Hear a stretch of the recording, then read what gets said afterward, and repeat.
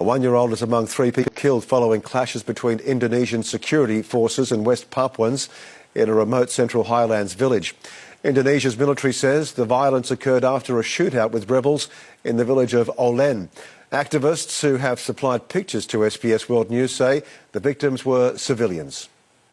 A mother with a bullet wound above her right breast, where she'd been clutching her now dead 1-year-old. Her other child, just 10, also dead in the attack. Witnesses have told campaigners in Australia that Indonesian armed forces raided the woman's hut, believing rebels were inside. The Indonesian military and police stormed the area and started shooting indiscriminately into the civilians that were in the village. 4 others were injured in the shootout. The Indonesian military blames independence fighters they claim were firing at random. More than 5,000 Indonesian troops have been deployed in West Papuan areas of unrest.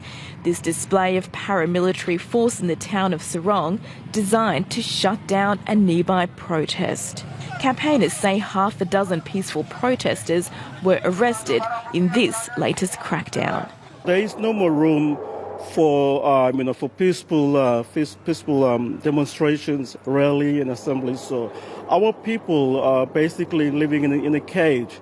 They can, come out freely and really express, what's going on in their hearts and in their minds. Aktivis HAM Veronica Koman. The Indonesian government hasn't given up its pursuit of Sydney-based human rights lawyer Veronica Koman, who's accused of provoking unrest. It is yet to confirm whether it has issued an Interpol arrest warrant for Ms Koman. Now a deadline for her surrender to authorities has passed. Lakukan penerbitan daftar pencarian orang. We'll issue the list of wanted persons in the country first.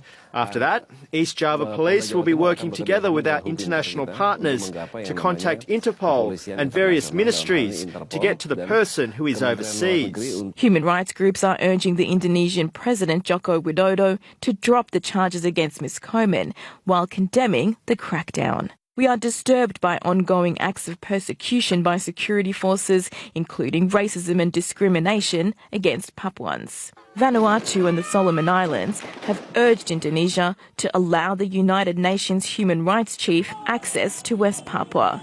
Indonesia says it's considering it. Rashida Yousafzai, SBS World News.